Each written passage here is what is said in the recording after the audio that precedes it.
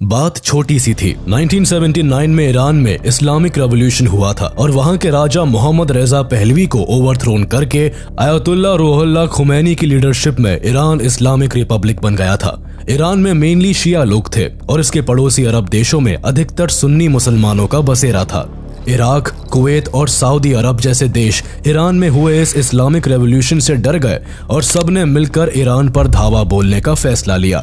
ऐसे में इराक के प्रेसिडेंट सद्दाम हुसैन आगे बढ़े और उन्होंने बाकी के अरब देशों के सपोर्ट से ईरान के खिलाफ युद्ध छेड़ दिया। लेकिन ये युद्ध 8 सालों तक बिना किसी कंक्लूजन के चलता रहा और फाइनली यूएन के इंटरवेंशन के बाद 1988 में सीज फायर के साथ खत्म हुआ। 8 सालों तक चली इस लंबी वॉर में इराक को बड़ा फाइनेंशियल लॉस हुआ और इराक की इकोनॉमी तबाह हो गई। इस वॉर के कारण इराक के फॉरेन एक्सचेंज रिजर्व्स खत्म हो गए और करीब $40 बिलियन का फॉरेन डेट इराक पर चढ़ गया, जिसमें ज्यादातर डेट कुवैत और सऊदी अरेबिया ने इराक को दिया था। लेकिन कुछ समय बाद सिचुएशंस ऐसी बनी कि कल तक इराक के साथ खड़े रहने वाले कुवैत और सऊदी अरेबिया अब इराक को ही आंखें दिखाने लगे और अपने पैसों के लिए इराक पर प्रेशर बनाने लगे, जिस कारण जल्दी ही इराक और कुवैत के बीच जंग छिड़ गई। जंग भी ऐसी जिसमें 1-2 नहीं बल्कि 35 देशों ने मिलकर एक साथ इराक को खदेड़ दिया और यही से सद्दाम हुसैन के बुरे वक्त की शुरुआत भी हो गई। आखिर कौन था सद्दाम हुसैन? क्यों सद्दाम हुसैन के साथ खड़े रहने वाले कुवैत और सऊदी अरेबिया ने उसका साथ छोड़ दिया था? कैसे सद्दाम हुसैन के राज में इराक एक बड़े क्राइसिस का शिकार बन गया और कैसे सद्दाम हुसैन की एक छोटी सी गलती की वजह से पूरा इराक एक गहरे संकट में चला गया।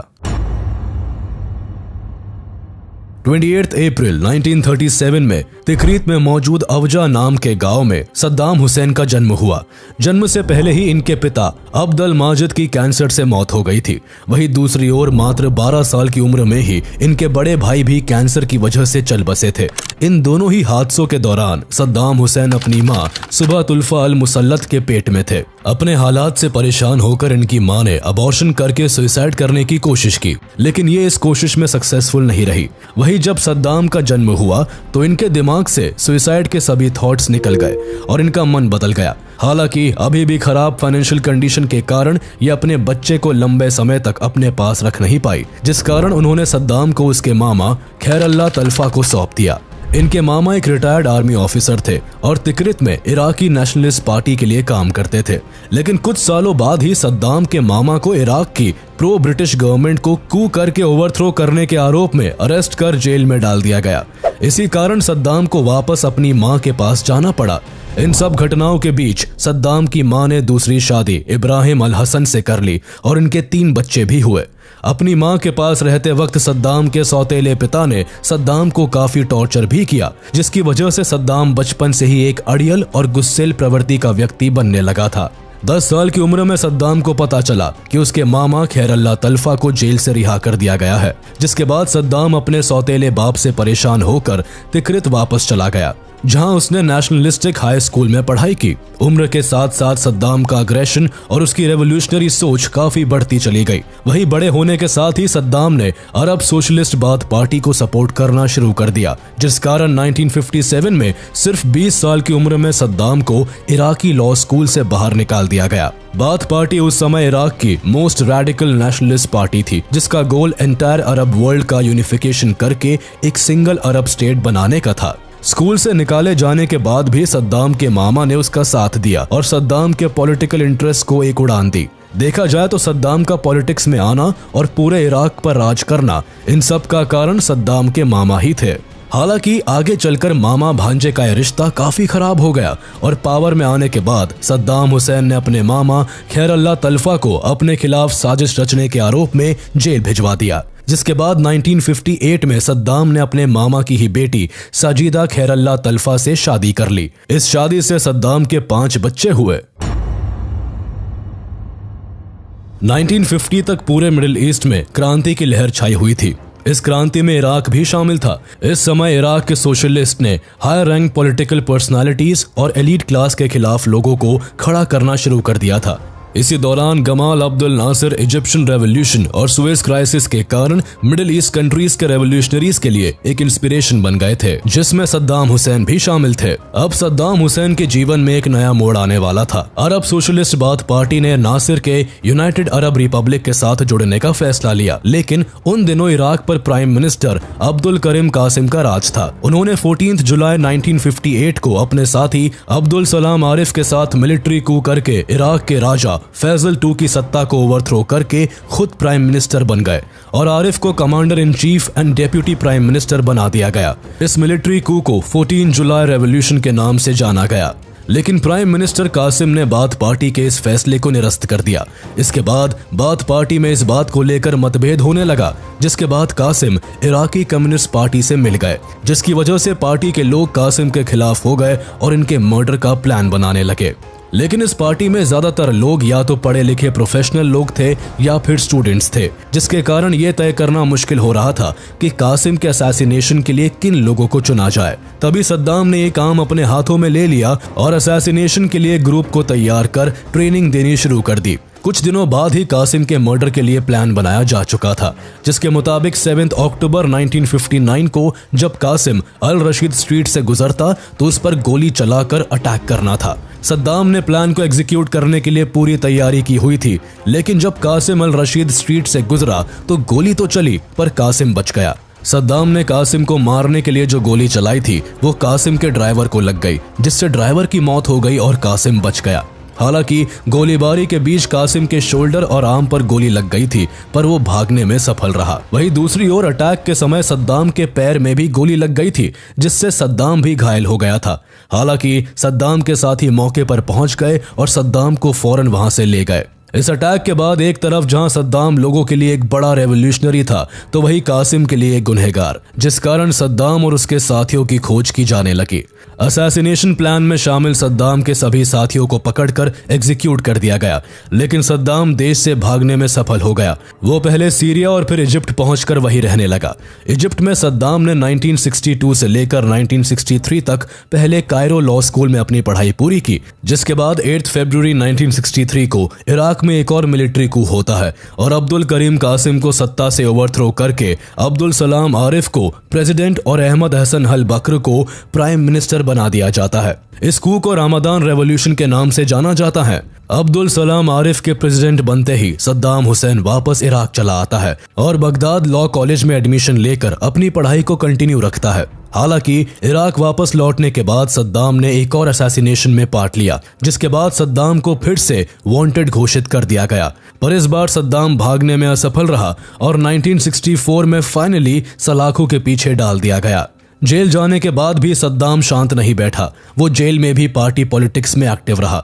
यही नहीं, जेल में सद्दाम अपना अधिकतर वक्त अपने पसंदीदा लीडर्स को पढ़ने में लगाता, जिसमें हिटलर और स्टालिन जैसे तानाशाह शामिल थे। जेल में करीब 2 साल बिताने के बाद सद्दाम जेल से भागने में सफल रहा और दोबारा से पार्टी के कामों में जुट गया। सद्दाम के लगातार एफर्ट्स को देखते हुए इस बार बाथ पार्टी ने 1966 में सद्दाम को रीजनल कमांड का डेप्यूटी सेक्रेटरी बना दिया।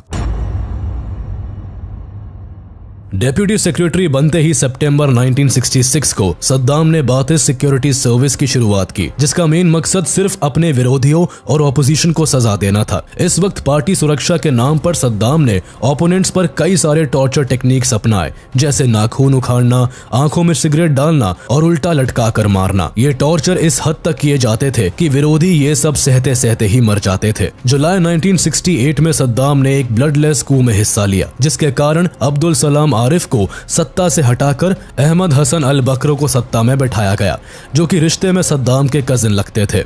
अहमद हसन अल बकर इराक के राष्ट्रपति बनते हैं और सद्दाम को पार्टी का डेप्यूटी चेयरमैन और वाइस प्रेसिडेंट घोषित कर दिया जाता है। 1960 से लेकर 1970 के दशक में सद्दाम एक सक्सेसफुल नेता के तौर पर पूरे इराक में लोगों के बीच जाने गए। इसी समय सद्दाम देश की कई अंदरूनी परेशानियों को भी ठीक करने में लगे रहे, साथ ही पार्टी रेपुटेशन को बढ़ाने में भी काफी मेहनत की। वहीं दूसरी ओर पूरे देश में कई मुद्दों को लेकर लोगों के बीच काफी तनाव का माहौल चल रहा था। एक तरफ शिया की सुन्नी से, अरब की कुर्द से, नोमैड्स की पेजेंट से और ट्राइबल चीफ्स की अर्बन मर्चेंट से लड़ाई चल रही थी, जिस इसे रोकने के लिए और हालत को सुधारने के लिए सद्दाम हुसैन ने काफी कठोर कदम उठाए। इसके साथ ही सद्दाम ने अपने देश को मजबूत करने की भी लगातार कोशिशें की।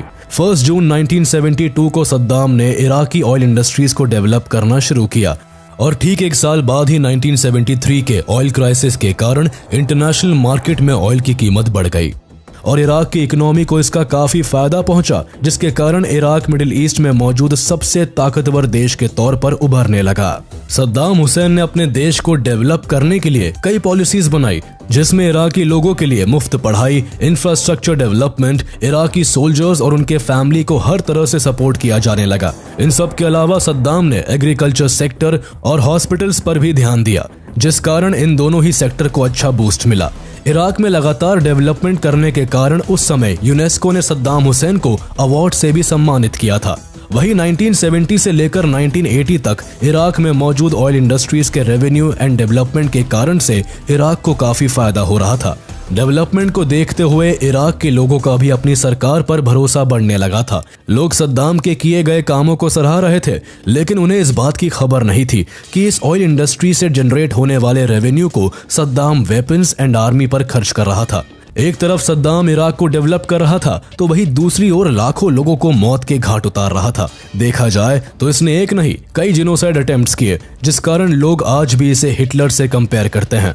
आपको जानकर हैरानी होगी कि सद्दाम ने न केवल जुर्म करने वालों को बल्कि अपने खिलाफ खड़े हर इंसान को चुन चुनकर मरवाना शुरू कर दिया था। 27 जनवरी 1969 को इराक अथॉरिटीज ने 14 इराकीज को ईरान का स्पाई बताकर फांसी पर चढ़ा दिया। फांसी पर चढ़ाए गए 14 लोगों में 9 जूस, 3 मुस्लिम्स और 2 क्रिश्चियंस थे। सद्दाम के इस फैसले के पीछे इराक की मेजर पॉपुलेशन का सपोर्ट लेना था, जो उन्हें आगे चलकर मिला भी। 1982 में सद्दाम हुसैन ने इराक के शाइट टाउन ऑफ डुजैल के करीब 160 लोगों को मरवा दिया था।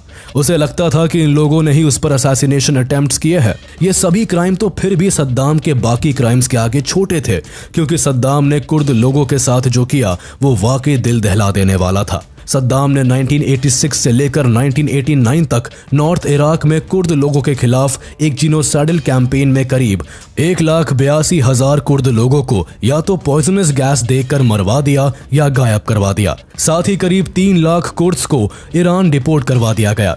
इसके साथ ही ईरान इराक वॉर के समय जब Iraqi base Kurdistan democratic party ने ईरान के साथ एलाइंस बना ली थी, तो सद्दाम ने क्लैन और उसके लीडर मसूद बरजानी को पनिश करने की साजिश रची, जिसमें करीब 5,000 लोगों को मौत के घाट उतार दिया गया। मरने वाले में कई बच्चे 10 साल के भी नहीं थे, लेकिन सद्दाम को इन सब से कोई फर्क नहीं पड़ा।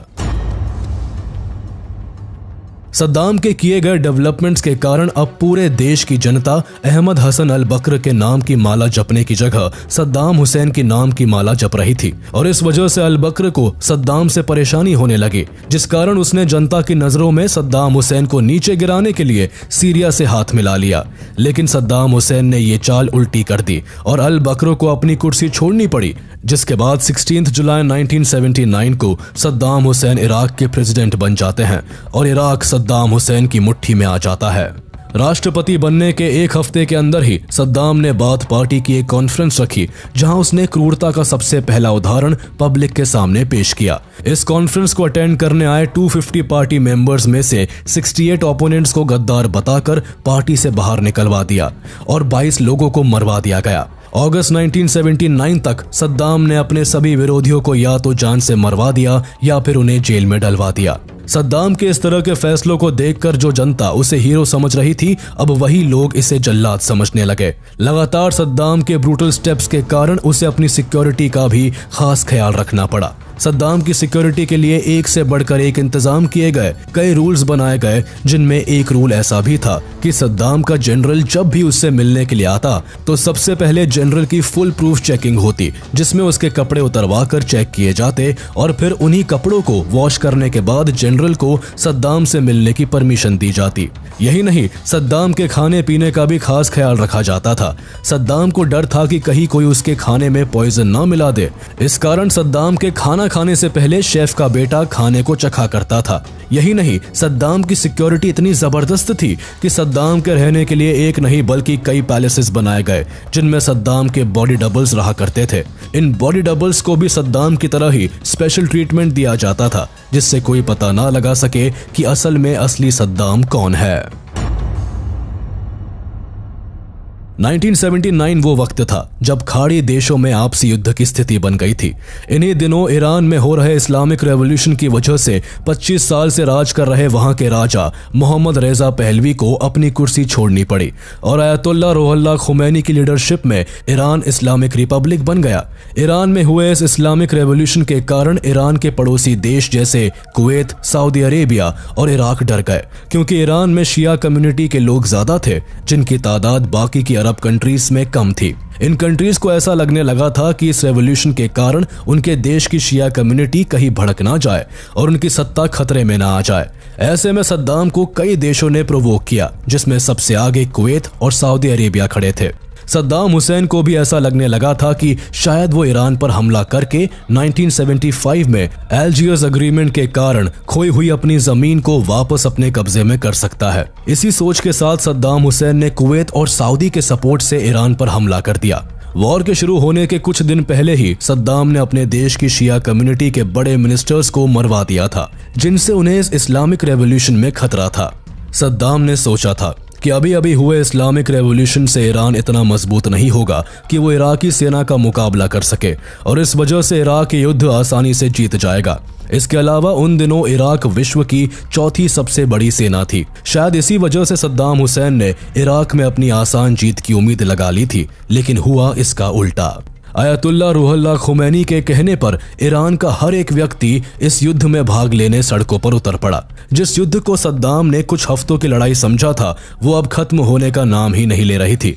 ईरान इराक की ये लड़ाई लगभग 8 सालों तक चली, जिसमें इराक को ईरान की 1 इंच जमीन भी नहीं मिली, बल्कि इराक पर करोड़ों का कर्जा हो गया। दरअसल जब इराक ने इस युद्ध की शुरुआत की थी, तब सऊदी और कुवैत ने खुले हाथों से इराक को कर्ज के रूप में मदद पहुंचाई थी। कर्ज लेते समय इराक ने यही सोचा था कि एक बार ईरान पर वॉर जीतने के बाद उनके पास पैसों की कोई कमी नहीं होगी, लेकिन जो हुआ उसने इराक में एक नई इकोनॉमिक क्राइसिस को जन्म दे दिया, जिसके बाद इराक को समझ आ गया कि वॉर को कंटिन्यू रखना उनके लिए पॉसिबल नहीं है। जिसके बाद इराक ने वॉर से अपने कदम पीछे ले लिए और इराक ने जो वॉर सितंबर 2, 1980 को शुरू किया था, वो फाइनली 20 अगस्त 1988 को पूरे 7 साल 11 महीनों के बाद सीज फायर के साथ खत्म हुआ। सद्दाम हुसैन इस वॉर को इसलिए भी नहीं जीत पाया क्योंकि ईरान के पास फोर्सेस के अलावा उस समय उनके लोग भी खड़े थे जो इराक से किसी भी हाल में हार नहीं मान रहे थे।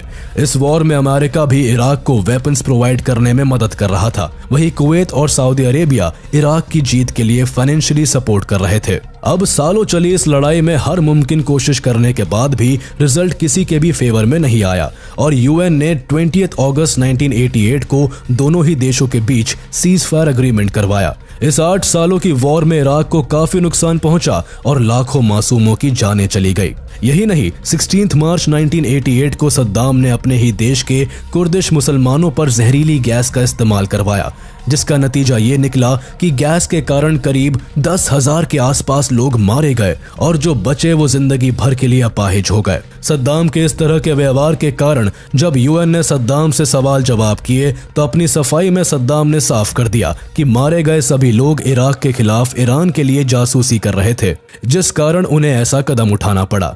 सद्दाम के स्टेटमेंट से ईरान और इराक के बीच बात और भी बिगड़ती गई।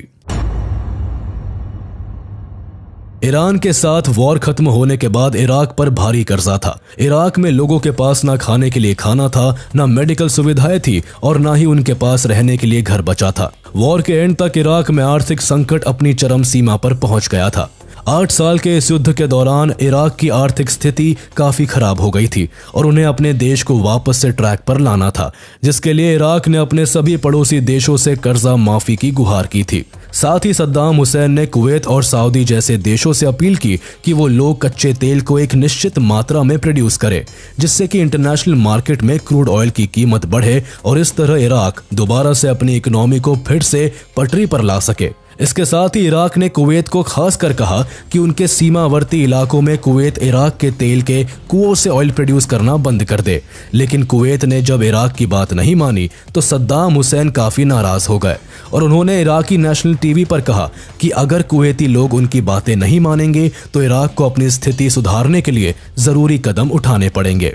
वही इराक का कुवैत की तरफ बदलता रवैया कुवैत को रास नहीं आया, जिस कारण कुवैत ने इराक पर उसका सारा उधार चुकाने के लिए प्रेशर बनाना शुरू कर दिया। वॉर के कारण इराक की हालत अच्छी नहीं थी, जिस कारण वो कुवैत का कर्ज नहीं चुका पा रहा था। हालांकि बात को पटरी पर लाने के लिए जब सद्दाम ने कुवैत से कर्जा लौटाने के लिए थोड़ा समय मांगा तो कुवैत ने समय देने से साफ इनकार कर दिया। यही नहीं, कुवैत ने इराक पर और प्रेशर बनाने के लिए इराक के सीमावर्ती कुछ ऑयल रिजर्व्स पर कब्जा करना शुरू कर दिया।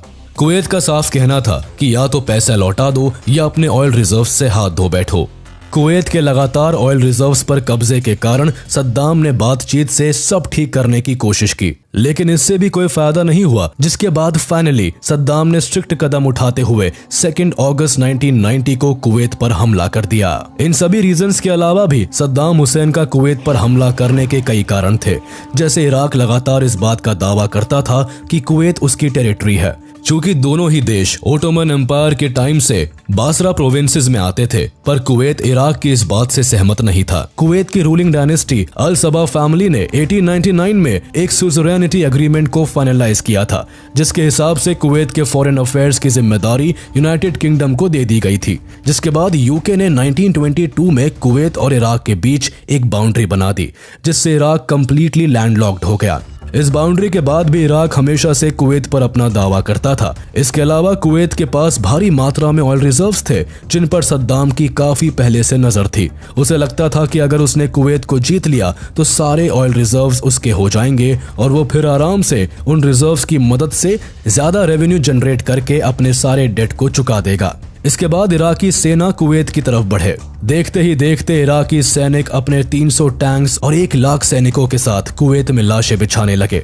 1 लाख से अधिक इराकी सैनिकों के सामने कुवैती आर्मी ने ना के बराबर रेजिस्टेंस दिखाई और सरेंडर कर दिया। इराकी सैनिकों को सद्दाम की ओर से आदेश था कि वो सीधे कुवैत सिटी को कैप्चर करे और वहां की रॉयल फैमिली को बंदी बना ले।